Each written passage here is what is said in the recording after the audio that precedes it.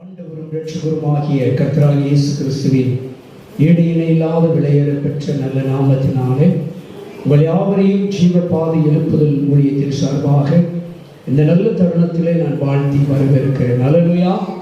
கர்த்தர் நல்லவர். அல்லேலூயா. ஆண்டவரை நம்பி வந்த பிள்ளைகளுக்கு ஆண்டவர் நல்ல ஆலோசனைகளை கொடுக்க வல்லவராக இருக்கிறார். அல்லேலூயா. ஆண்டவரை யாரெல்லாம் தேவனை தேடி தேவ மனுஷனை தேடி போனார்களோ, பரிசுத்த வேதத்தில் ராஜாக்களும் அதிபதிகளும் தேவ மனுஷர்களிடத்திலே போய் என்ன செய்ய போனார்கள்? ஆலோசனை கேட்க போனார்கள், தீர்க்க தரிசனம் கேட்க போனார்கள், தேவனுடைய வார்த்தையை கேட்க போனார்கள்.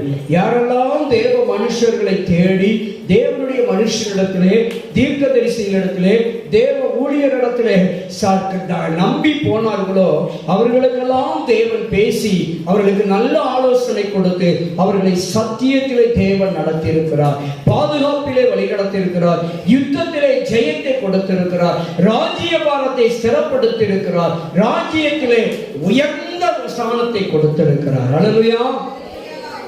ஒன்று மாத்திரம் உண்மை, தேவனை சார்ந்து நிற்க வேண்டும், தேவனை மாத்திரம் சார்ந்து நிற்க வேண்டும். அல்லேலூயா. தேவனை சார்ந்து தேவனை பற்றி கொள்ளுதல் மிக மிக அவசியமான ஒன்று. அல்லேலூயா. எப்பொழுதுமே ஒன்றை மாத்திரம் நீங்களும் நானும் தெரிந்து கொள்ள வேண்டும், சுய புத்தியின் மேல் என்ன செய்து விடக்கூடாது, சாய்ந்து விடக்கூடாது. சுய புத்தியின் மீது சாய்ந்து விடக்கூடாது. சுய புத்தி என்ன சொல்லும்? சொல்லுங்க. சுய புத்தி என்ன சொல்லும்? எதுக்கு கோயிலுக்கு போகணும், எதுக்கு ஆண்டவரை தேடணும், எதுக்கு பைபிள் படிக்கணும், எதுக்கு ஜெபம் பண்ணணும், ஜெபம் பண்ணி என்ன நடந்துச்சு, வேதம் வாசித்து என்ன நடந்துச்சு, கோயிலுக்கு போய் என்ன நடந்துச்சு, கூட்டங்களுக்கு உபவாச கூட்டத்தில் போய் என்ன நடந்துச்சு, உபவாசம் போட்டு என்ன நடந்துச்சு, இது எது சொல்லும்? சுய புத்தி சொல்லும். அல்லேலூயா. ஆனால் தேவ ஞானம் ரொம்ப அவசியம். சுய புத்தியின் மீது சாயக்கூடாதுன்னு வேதம் எப்படி அறிவுறுத்துகிறதோ, ஆனால் வேதம், பரிசுத்த வேதம், அதே வேதம் தான் சொல்லுகிறது. நீதிமொழிகள் 4வது அதிகாரத்தில் 7வது வசனத்தை வாசிக்கிற பொழுது அங்கே ஒரு வசனம் சுட்டி காட்டுகிறது. 4:7 ஞானமே முக்கியம், ஞானத்தை சம்பாரி, எண்ணத்தை சம்பாதித்தாலும், எண்ணத்தை சம்பாதித்துக் கொள்ளணுமா? என்ன வேணாலும் இந்த உலகத்தில் சம்பாதிச்சுக்கோ, என்ன ஐஸ்வர்யங்கள் என்ன வேணாலும், ஆஸ்தி அந்தஸ்து சொத்து சுகம் பணம் பொருள் எல்லாம் சம்பாதித்துக்கோ. ஆனால் இதையெல்லாம் சம்பாதிக்கிறதுக்கு முன்ன என்ன தேவைன்றாரு? ஞானம் ரொம்ப முக்கியம். அல்லேலூயா. ஞானம் அளவுகோல், ஞானம் ஒரு அளவுகோலுங்க. எதையும் சரியா தப்பா என்பதை எல்லாம் அளந்து கொடுக்கக்கூடியது ஞானம். ஞானத்தோடு நடந்து கொள்ள வேண்டும். இஸ்ரவேல் மக்களை வழிநடத்துவதற்கு தேவனிடத்திலே சாலமோன் என்ன கேட்டாரு? 1000 சர்வாங்க தகன பலிகளை செலுத்திவிட்டு தேவனுக்கு அவன் இரவுல படுத்திருக்கிறான். தேவன் தரிசனத்திலே தோன்றுகிற பொழுது சாலமோனுடைய விண்ணப்பம் அங்கு வருகிறது. கேட்கிறான், ஆண்டவரே, எப்பா உனக்கு என்ன செய்யணும், என்ன கொடுக்கணும்னு கேட்கிறான். நம்மள இருந்தா என்ன கேட்பான்? சொல்லுங்க. ஆமா, பொண்ணு வெள்ளி, வீடு, போன வீடு, வந்த வீடு, கட்டிக்கிட்டு இருக்க வீடு, என்ன விட்டு போன பணம், வந்த பணம், வராம இருக்கிற பணம், வித்த காரு, வித்த வீடு, வித்த நிலம், என்னதான் உண்டு அத்தனையும் யோசிச்சுவோம், கேட்டுருவோம். இல்ல அப்படின்னா ஒரு பெரிய வாய்ப்பு, மொத்த இஸ்ரவேலுக்கு தலைவனாகிறது, ராஜாவாகிறது. அப்படிதானே? அப்போ அந்த மோசையை போல என்று சொல்லி கேட்டிருக்கலாம். எதையுமே அவன் கேட்கல. அவன் கேட்டது ஒன்னே ஒண்ணுதான் கேட்டான். ஆண்டவரே, இந்த திரளான இந்த கூட்டத்தை மக்களை நடத்துறதுக்கு எனக்கு என்னத்தை தாரும்? ஞானத்தை மாத்திரம் பற்றி உணர கேட்டான். முக்கியத்துவப்படுத்தி கேட்டது ஞானத்தை மாத்திரம். அல்லேலூயா. ரொம்ப ரொம்ப ஞானம் நமக்கு ரொம்ப அவசியம். அல்லேலூயா. ஞானமே முக்கியம் என்று சொல்லிட்டு அடுத்த வார்த்தையில சொல்றாரு, இந்த உலகத்துல நீ என்னத்தை வேணாலும் சம்பாதித்துக்கொள், என்ன வேணாலும் சம்பாதித்துக்கொள், பதவி, பட்டம், பணம், என்ன வேணாலும் சம்பாதித்துக்கொள். ஆனா அதுக்கு கீழே அதை சொல்லிட்டு சொல்றாரு, என்னத்தை சம்பாதித்தாலும், என்னத்தை சம்பாதிக்கணுமா? புத்தியை சம்பாதித்துக்கொள். ஏன் ஆண்டவர் எல்லாத்தையும் சம்பாதிக்க சொல்லிட்டு எதை சம்பாதிக்க சொல்றாரு? சொல்லுங்க. புத்தியை சம்பாதித்துக்கோன்னு சொன்னாரு. என்ன வேணாலும் சம்பாதிச்சுக்கோ. ஞானத்துக்கு முக்கியத்துவம் கொடுத்துட்டாரு. சரிங்களா? ஞானத்துக்கு முக்கியத்துவம் கொடுத்துட்டாரு. ஆனா ஆண்டவர் என்ன சொல்றாரு? இங்க ஞானத்துக்கு முக்கியத்துவம் கொடுத்த தேவன் அந்த இடத்துல எதை சம்பாதித்துக் கொள்ள சொல்றாரு? புத்தியையும் சம்பாதித்துக்கொள் என்று ஆண்டவர் சொல்லுகிறாரே. அப்ப இங்க நம்ம கவனிக்க வேண்டியது என்னவா இருக்கும்? சொல்லுங்க பாவம். ஏன் ஆண்டவர் புத்தியை சம்பாதிக்க சொன்னாரு? என்னத்தை வேணாலும் சம்பாதிச்சுக்கப்பா, புத்தியை சம்பாதினார்ல. சொல்லுங்க சொல்லுங்க, என்னாச்சு? ஆண்டவர் சொல்றாரு, எப்ப பணத்தை சம்பாதிக்கலாம், நான் பணத்தை சம்பாதிச்சுட்டேன். பதவியை சம்பாதிச்சா பதவியை காப்பாற்றணும், அப்படிதானே? பதவியை எந்த நேரம் புடுங்குவாங்கன்னு தெரியாது, பதவி எந்த நேரம் பறிபோகும் என்று தெரியாது. பணத்தை சம்பாதித்தேன், பணம் எந்த நேரம் என்ன விட்டு பிச்சுக்கிட்டு போகணும்னு தெரியாது, அப்படிதானே?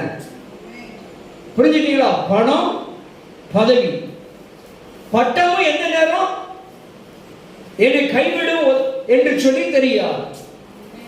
அதான் அவர் சொல்றாரு, என்ன வேணாலும் சம்பாதிச்சுக்க, பேரு, புகழ், என்ன வேணாலும் சம்பாதிக்கணும், ஆனால் புத்தியை சம்பாதிக்க வேண்டும். 14:1 சொல்லுகிற பொழுது ஸ்திரீகளுக்கு எழுதுகிறார், புத்தி உள்ள ஸ்திரீ தான் என்ன செய்ய முடியும்? வீட்டை என்ன செய்ய முடியுமா? கட்ட முடியும் என்று எழுதுகிறார். புத்தி உள்ள ஸ்திரீ தான் வீட்டை என்ன செய்ய முடியும்? கட்டி எழுப்ப முடியும். அப்ப புத்தி ரொம்ப ரொம்ப அவசியம். ஞானத்தினால் வீடு கட்டப்படும், விவேகத்தினால் வீடு நிலைநிறுத்தப்படும் என்று சொல்றார். அப்போ இங்க சொல்லுகிறார், ஞானம் இல்லாமல், புத்தி இல்லாமல், இந்த 2 காரியமும் ஒரு மனிதனுக்கு ரொம்ப ரொம்ப அவசியம். கர்த்தருக்கு பயப்படுதல் தான் எதுக்கு ஆரம்பம்? ஞானத்தின் ஆரம்பம். அப்போ நான் ஞானத்தை சம்பாதிக்கணும்னா தெய்வ பயம் எனக்கு இருக்க வேண்டும். அல்லேலூயா. முதலாவது எனக்கு ஞானம் வேண்டும் என்று சொன்னால் நல்லது கெட்டதை அறிய எனக்கு ஞானம் வேண்டும். அதனாலதான் தப்பா நினைக்க வேண்டாம், ஞானஸ்நானம் என்பது மூத்த போதகர்கள் என்று வேதம் என்ன சொல்லுகிறது? இயேசு கிறிஸ்து எத்தனை வயதில் ஞானஸ்நானம் எடுத்தார்? இயேசு கிறிஸ்து 30வது வயதில் ஞானஸ்நானம் எடுத்தார். சரியா? ஞானம் வந்தா மட்டும்தான் ஒரு மனிதனுக்கு நல்லது கெட்டது தெரியும், அப்படிதானே? ஞானம் வந்தா தான் நல்லது கெட்டது, எதை செய்யணும் எதை செய்யக்கூடாது, எதை சாப்பிடணும் எதை சாப்பிடக்கூடாது, எங்க போகணும் எங்க போகக்கூடாது என்பது எப்போ ஒரு மனிதனுக்கு தோன்றும்? ஞானம் பிறந்த பிறகுதான். ஞானம் வந்ததுக்கு அப்புறம் தான். ஞானம் வருவதற்கு முன்பாக அந்த காரியங்களை என்ன செய்யக்கூடாதாம்? செய்ய முடியாது, செய்யக்கூடாது. அரசாங்கம் கூட அந்த ஞானத்தை அறிவதற்கு ஒரு வயதை நிர்ணயித்திருக்கிறது. நல்லது கெட்டதை அங்கீகரிப்பதற்கு, ஏற்றுக்கொள்வதற்கு, சட்ட ரீதியாக அனுமதிப்பதற்கு கூட ஒரு வயது நியமித்திருக்கிறது. 18 வயது, அப்படிதானே? அரசாங்கம் என்ன வயது நியமிக்கிறது? 18 வயது. 18 வயதுக்கு பின்புதான் அந்த பையன், அந்த ஒரு பொண்ணோ ஒரு பையனோ கையெழுத்து போட்டா செல்லும். அதுக்கு முன்னால அவங்க கையெழுத்து என்னதான்? 0 தான், செல்லாது, அப்படிதானே? அப்ப என்ன நிர்ணயம் பண்றாங்க? 18 வயசு வந்தா தான் அவங்க ஞானத்திலே சிறந்து விளங்குகிறாங்க, ஞானம் வருகிறது, ஞானத்திலே தெளிவடைகிறார்கள். நல்லது கெட்டதுக்கு என்று ஒரு வயதை அரசாங்கம் நியமிக்கிறது. அதே போலதான் வேதத்திலே நமக்கு ஒரு சட்டம் நியமிக்கப்பட்டிருக்கிறது. நமக்கு ஒரு அங்கீகாரமும் தேவைப்படுகிறது. பரலோகத்துக்கு ஒரு அங்கீகாரம் தேவை. என்ன தேவை? பரலோகம் யார் போவாங்கிறது அது ரெண்டாவது, சரியா? முதலாவது ஒரு அங்கீகாரம் தேவை. என்ன அங்கீகாரம்? ஞானஸ்நான அங்கீகாரம் தேவைப்படுகிறது. அப்ப ஞானஸ்நானம் யாருக்கு கொடுக்கணும்? ஞானஸ்நானம் யாருக்கு கொடுக்கணும்? இதை குறித்து பேசினா இன்னைக்கு வருத்தம் வந்துருக்கு. இன்னைக்கு இதை குறித்து பேசினா வருத்தமாகி விடுகிறது, வருத்தம் வந்து விடுகிறது. வேதம் சொல்லுகிறது ஞானமே முக்கியம். எண்ணத்தை சம்பாதித்தாலும் புத்தியை சம்பாதிக்க. பேப்டிசம் இங்கிலீஷ்ல இருக்கு, தமிழ்ல என்ன இருக்கும்? என்ன சொல்றோம்? ஞானஸ்நானம். ஞானஸ்நானம் என்று சொல்றோம்ல, அதான அங்கீகாரம். அங்கீகாரம் எது? ஞானஸ்நானம். அப்படிதானே? அங்கீகாரம் வந்து ஞானஸ்நானம் நமக்கு அங்கீகாரமாக இருக்கிறது. மிரண்டவாதம் பேசுறவங்க நிறைய பேர் இருக்காங்க. அவங்கள நம்ம பார்க்க வேண்டிய அவசியம் இல்லை. கேட்டா என்ன சொல்லுவான்? மிரண்டவாதம் பேசுறவங்க நிறைய பேர் இருக்கிறாங்க. புரிஞ்சுட்டீங்களா? கல்வன் என்ன ஞானஸ்நானமா எடுத்தான்? புரிஞ்சுட்டீங்களா? கல்வன் எடுத்தான்னா அவன் சாவக்கூடிய தருணத்தில் இயேசு ஏற்றுக்கொண்டான். அவன் எங்க போய் நிற்கான்? இயேசு கூட இருந்தான். புரிஞ்சுட்டீங்களா? அவன் இயேசுவை கண்ணன் நேருக்கு நேராக கண்டவன். அந்த கண்ணன் இயேசுவை நேருக்கு நேராக கண்டவன். அப்படிதானே? அதனால இப்படி சொல்லுகிற கூட்டமும் இருக்கிறது. எதுக்கு ஞானஸ்நானம் எடுக்க வேண்டும்? சிலுவையில் ஒரு கள்ளன் ரட்சிக்கப்பட்டான், அவனை ஞானஸ்நானம் எடுத்தானா? குதர்க்கமான கேள்விகள். அது ஆராய்ந்து பார்த்தால் பதில் இருக்கிறது. சரி, அது ஒரு புறம். இன்னொரு இடம் இன்னும் சொல்லுகிறது ஞானத்தை, ஞானஸ்நானத்தை பிரித்து பார்க்க வேண்டும். ஞானம் பிளஸ் ஸ்நானம். ஞானம் பிளஸ் ஸ்நானம். ஸ்நானம் அப்படின்னா தமிழ் அகராதியில் என்ன அர்த்தம்? ஸ்நானம், ஸ்நானம் கொடுக்கணும், ஸ்நானம் கொடுக்க போறோம், சரியா? அப்ப ஸ்நானம் என்று சொன்னால் என்ன அர்த்தம்? ஸ்நானம்னா என்ன அர்த்தம் தெரியுமா? மூழ்குதல். மூழ்குதல் அர்த்தம். இப்ப ஞான ஸ்நானத்தை எப்படி கொடுக்கணும்? புரிஞ்சிச்சா? நான் சொல்லல, பைபிள்ல ரொம்ப தெளிவா எழுதுறார். மூழ்குதல் அர்த்தம். தமிழ் அர்த்தம் ஸ்நானம் என்று சொன்னால் அதற்கு மூழ்குதல் என்று அர்த்தம். அப்ப மூழ்கி ஸ்நானம் பண்ண வேண்டும், மூழ்கி ஸ்நானம் பண்ண வேண்டும். அப்போ ஒரு மனிதனுக்கு ஞானம் வந்த பின்புதான் அவனுக்கு ஸ்நானம் கொடுக்க வேண்டும் என்று எழுதப்பட்டிருக்கிறது. அதான் ஞான ஸ்நானம். ஞானம் பிளஸ் ஸ்நானம். ஞானம் வந்த பின்பு மூழ்குதல் வேண்டும், மூழ்கி எழுந்திருக்க வேண்டும் தண்ணீரில். அல்லேலூயா. அப்படிதான் எழுதப்பட்டிருக்கிறது. அப்ப எண்ணத்தை வேணாலும் இந்த உலகத்திலே சம்பாதிக்கலாம், புத்தியை நம்ம என்ன செய்யணும்? சம்பாதித்துக் கொள்ள வேண்டும். இன்னைக்கு நிறைய பேர் நம்ம கஷ்டப்படுறோம். ஏன் கஷ்டப்படுறோம் அப்படின்னு கேட்டா அவங்க என்ன சொல்றாங்க? நான் புத்தி எங்க கொடுத்துட்டேன்? கடன் கொடுத்துட்டேன். புத்திய கடன் கொடுத்துட்டேன். புத்தியை ஏன் கடன் கொடுத்தோம்? ஞானம் இல்லாததுனால. புரிஞ்சுச்சா? ஞானம் இருந்தா என்னத்தை கடன் கொடுக்க மாட்டோம். புத்தியை கடன் கொடுத்துட்டு பணத்தை கடன் வாங்கிட்டோம். புரியுதா? தான் உண்மை. ஞானத்தை இழந்து, ஞானம் இல்லாததுனால புத்தியை கடன் கொடுத்து விட்டதனால நம்ம எவ்வளவு ஒரு கஷ்டத்தை அனுபவிக்கிறோம். அப்ப எண்ணத்தை சம்பாதித்தாலும் புத்தியை சம்பாதித்துக் கொள்ள வேண்டும். அதனாலதான் புத்தியுள்ள ஸ்திரீ மட்டும்தான் ஒரு வீட்டை கட்டி எழுப்ப முடியுமா?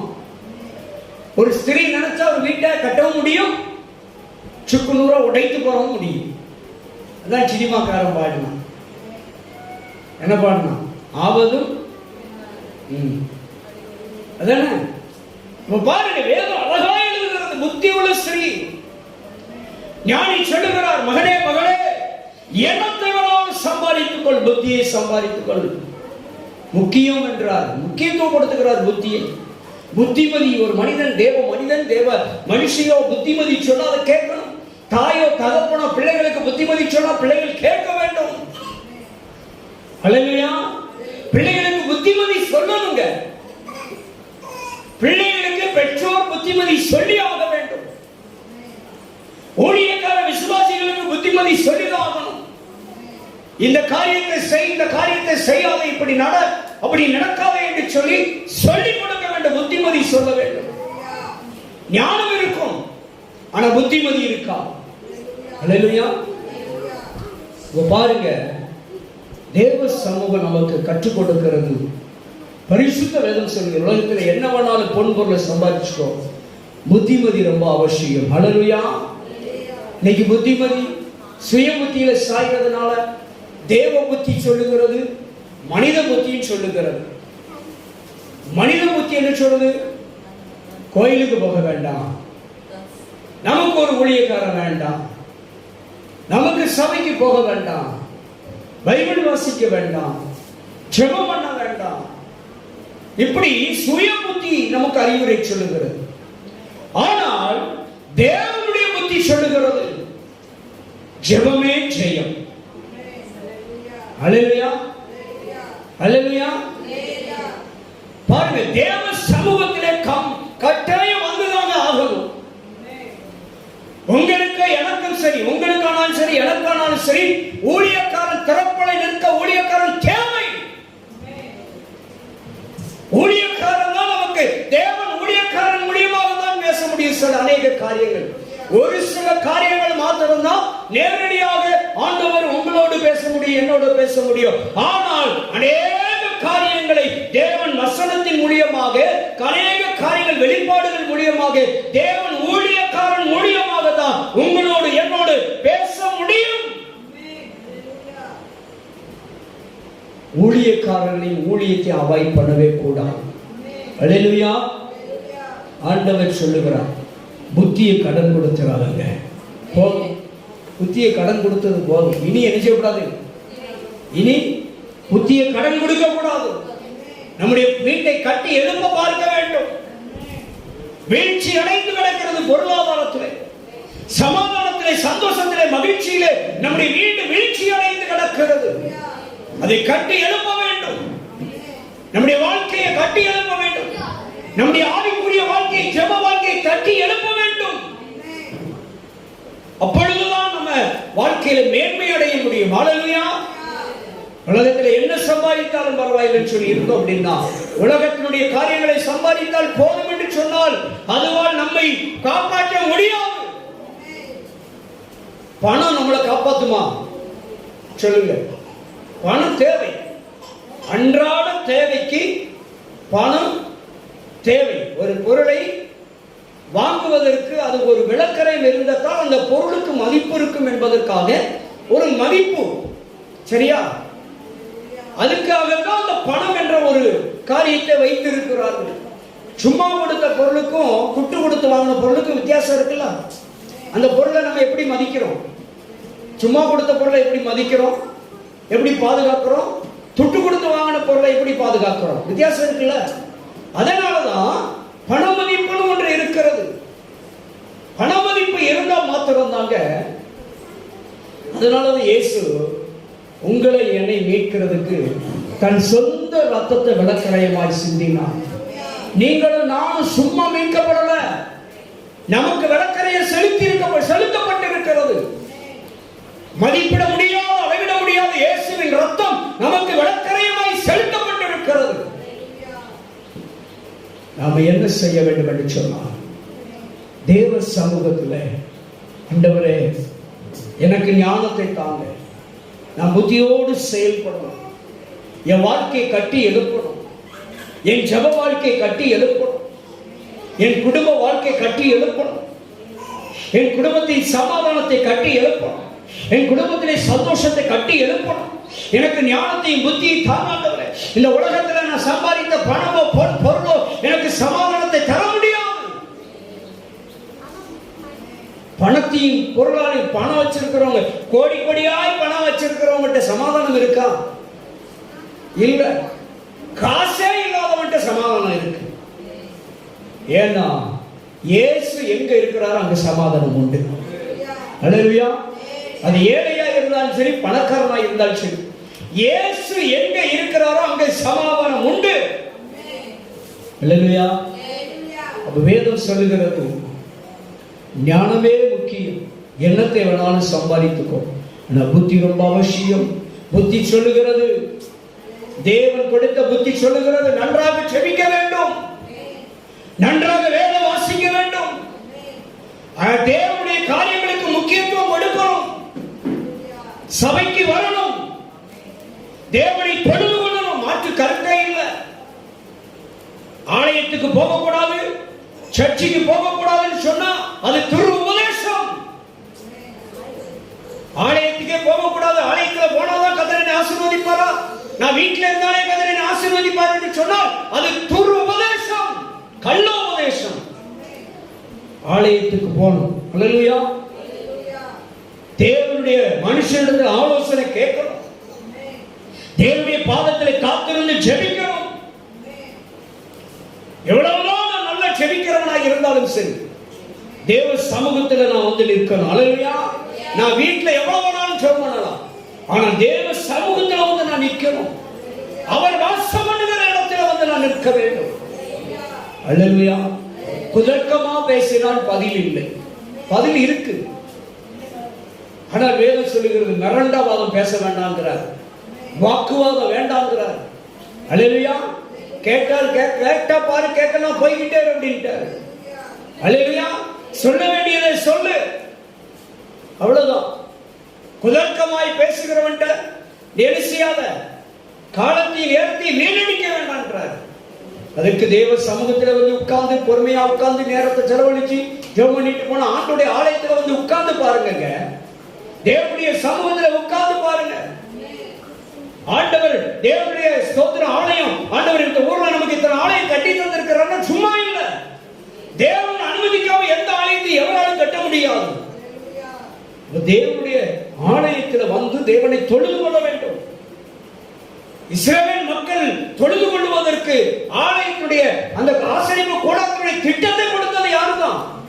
தேவன் தான். எப்ப நான் உங்கள் மத்தியிலே வாசம் பண்ண வேண்டும் என்று சொன்னால் எனக்கு ஒரு கூடாரத்தை சாவி என்று ஆண்டவர் மோசேயோடு பேசினாரே, ஆண்டவர் வாசம் பண்ணுகிறார். அல்லேலூயா. நிறைய இன்னைக்கு நமக்கு என்ன தேவைன்னா ஞானமும் புத்தியும் ரொம்ப அவசியம். அல்லேலூயா. இந்த ரெண்டையும் சம்பாதிச்சுட்டா போதுங்க, மற்றதெல்லாம் ஆண்டவர் கொடுத்துருவார். அல்லேலூயா. அல்லேலூயா. பணம் சம்பாதிக்க பலனே கர்த்தர் தான் தரணும், தெரியுமா? வேதம் சொல்லுகிறது ஐஸ்வர்யங்களை சம்பாதிக்க தேவன் பலன் கொடுக்கிறார். நான் எவ்வளவுதான் கோடி கோடியா சேர்ந்தாலும் சரி, ஒரு சின்ன தலைவலி வந்து அந்த கோடி என்னை காப்பாற்ற முடியாது. அல்லேலூயா. அல்லேலூயா.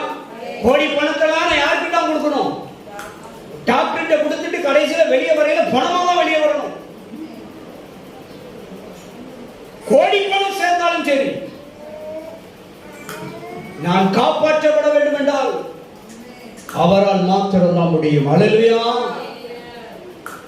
ஏன்னா ஒரு வசனம் சொல்லுது, செப்பனியா 1ஆம் அதிகாரம் கடைசி வசனம் வாசிங்க பாப்போம். செப்பனியா 1ஆம் அதிகாரம். கர்த்தருடைய உக்கிர கோபத்தின் நாளிலே அவர்கள் கோடி ஓடி ஓடி உழைச்சி சேர்த்து வச்ச வெள்ளியும் பொன்னும் பணமும் அவர்கள் என்ன செய்ய முடியாத தேவ கோபத்துக்கு தப்புவிக்க முடியாது.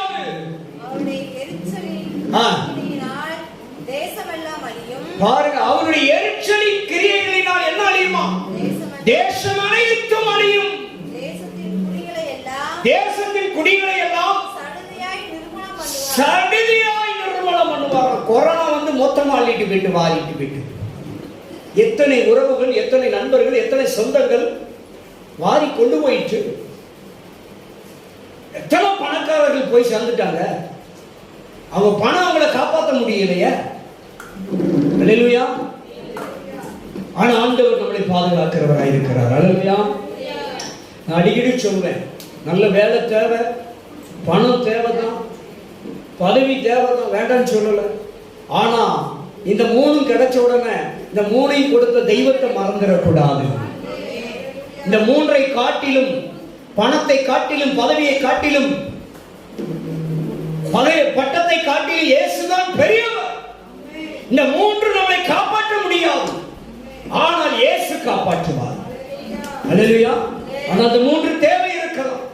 பணம் தேவை இல்லை என்று சொல்லல. அன்றாட தேவைக்கு பணம் ஒரு தேவைதான். ஏன்னா எல்லா பொருளையும் விளக்கரையும் கொடுத்து நம்ம வாங்க வேண்டிய சூழல் இருக்கிறதுனால, அதுக்கு ஒரு மதிப்பீடு இருக்கிறதுனால கொடுத்து வாங்குறதுக்கு பணம் தேவை. ஆனால் அந்த பணத்தை சம்பாதிப்பதற்கு பலனை யார் தருகிறார்? கர்த்தர் தான் தருகிறாரு. அந்த பணத்தை சம்பாதிக்கிறதுக்கு கர்த்தர் தான் பலன் தருகிறார். ஆதலால் கர்த்தரை உறுதியாய் பற்றிக் கொள்ள வேண்டும். கர்த்தரை தேடுவதற்கு இன்னும் பிரயாசப்படணும். நான் ஜெபம் பண்ணி எல்லாத்தையும் சாதிச்சிருவேன்னா ஆண்டவர் தான் பதில் கொடுக்கணும். அல்லேலூயா. ஊழியக்காரன் தேவை, சபை தேவை, தேவ சமூகத்தில் காத்திருக்கக்கூடிய சூழ்நிலை தேவை. ஆண்டவர் நம்ம சம்பாதித்த பணத்தெல்லாம் அனுபவிக்கணும்னா நமக்கு ஆரோக்கியம் தேவை. ஆரோக்கியம் இல்லை அப்படின்னா நான் என்ன சம்பாதித்தாலும் பீரோல தான் இருக்கும், சாப்பிட முடியாது. தட்டுல இருக்கும், பானையில இருக்கும், சாப்பிட முடியாது. அல்லேலூயா. அப்ப எனக்கு என்ன தேவை? ஆரோக்கியம் தேவை. அந்த ஆரோக்கியம் எங்க இருந்து வருகிறது? தேவனிடத்திலிருந்து வருகிறது. ஹல்லேலூயா. அதெல்லாம் ஞானமே முக்கியம். உலகத்துல என்ன வேணாலும் சம்பாதிச்சுக்கோங்க, தேவனுடைய காரியங்களை விட்டு விடாதீர்கள். தேவன் கொடுக்கிற புத்திமதிகளை விட்டு விடாதீர்கள். புத்தியை சம்பாதித்துக் கொள்ளுங்கள். வசனத்தின் மூலியமாய், ஊழியக்காரர்கள் மூலியமாய், தரிசனத்தின் மூலியமாய் தேவன் புத்திமதியை சொல்லுவார். விட்டு விடாதீர்கள், ரொம்ப அவசியம். தேவ சமூகத்திலே நீண்ட ஆயுளோடு, நீண்ட சுகத்தோடு, ஆரோக்கியத்தோடு வாழ வேண்டும் என்று சொன்னார். தேவன் மாத்திரம் நமக்கு போதுமானவர். பணம் தேவை, பதவி தேவை, படிப்பு தேவை இல்லை என்று சொல்லவில்லை. ஆனால் அதுவே பெரியதென்று இருந்தோம் என்று சொன்னால் அது நம்மை ஆபத்து காலத்திலே நம்மளை பாதுகாக்க முடியாது, தப்புவிக்க முடியாது. இயேசு ஒருவர் மாத்திரம் தான் பாதுகாக்க முடியும். அல்லேலூயா. அதனால ஞானத்தையும் புத்தியும் சம்பாதித்துக் கொள்ளுங்கள். பணத்தை எப்படி ஓடி ஓடி சம்பாதிக்கிறீங்களோ அதே போல் தேவ ஞானத்தையும், தேவன் கொடுக்கிற புத்திமதிகளை சம்பாதித்துக் போங்க. எல்லா கொள்ளை நோய், கொடிய நோய், கொடிய வியாதி, ஆபத்து, விபத்து, பொல்லாப்பு, தேசத்தில் பஞ்சம், பசி, பட்டினி எது வந்தாலும் சரி, தேவன் பாதுகாக்க வல்லவராய் இருக்கிறார். அல்லேலூயா. அந்த தேவனை உறுதியாய் பற்றிக் கொள்ளுங்க. தேவன் பெரிய காரியங்களை செய்வார். ஒரு விஷயம், எல்லாரும் கண்களை மூடுவோமா? ஓ தேங்க்யூ டாடி. நல்ல வேலைக்காக உமக்கு ஸ்தோத்திரப்பா. நன்றி ஆண்டவரே, நன்றி ஆண்டவரே, நன்றி அப்பா. ஓ ஞானமே முக்கியம் அப்பா. எண்ணத்தை சம்பாதித்தாலோ புத்தியை சம்பாதித்துக் கொள்ள சொன்ன கர்த்தர் அல்லவா? எண்ணத்தை வேணாலும் இந்த உலகத்திலே மகனே மகளே நீ கோடி கோடியாய் சம்பாதிக்கலாம். ஓ வெள்ளி பொருள், வெள்ளி பொண்ணு பொருள், நீ வயிறாந்து என்ன வேணாலும் சேர்த்து வைக்கலாம். ஆனால் உனக்கு ஆபத்து வருகிற பொழுது, உனக்கு பிரச்சனை வருகிற பொழுது, நீ சேர்த்த பணமோ, நீ சேர்த்து வைத்த வெள்ளியும் பொண்ணும் வைரமோ உன்னை காப்பாற்ற முடியாது என்பதை தேவ புத்திமதி நமக்கு சொல்லிக் கொடுக்கிறது. தேவ ஞானம் நமக்கு வெளிப்படுத்துகிறது.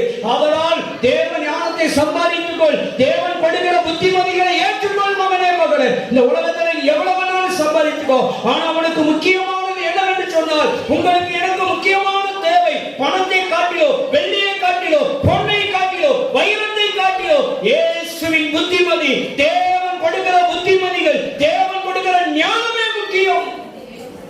அதுதான் வரும் கோபத்துக்கு, வருகிற ஆபத்துக்கு, கொள்ளை நோய்க்கு, பஞ்சத்துக்கு, பட்டினிக்கு நம்மளை தப்புவிக்க முடியும். நீங்களும் நானும் எவ்வளவுதான் கோடி கோடி பணத்தை சேர்த்தாலும் அது நம்மளை பாதுகாக்க முடியாது, அது நம்மளை காப்பாற்ற முடியாது. இயேசு ஒருவர் மாத்திரம் தேவன் கொடுக்கிற ஞானத்தினாலும், தேவன் கொடுக்கிற புத்திமதிகளினாலும் நாம் நம்மை காப்பாற்றிக் கொள்ள முடியும். நமக்கு பாதுகாப்பை நாம் திருப்திப்படுத்திக் கொள்ள முடியும்.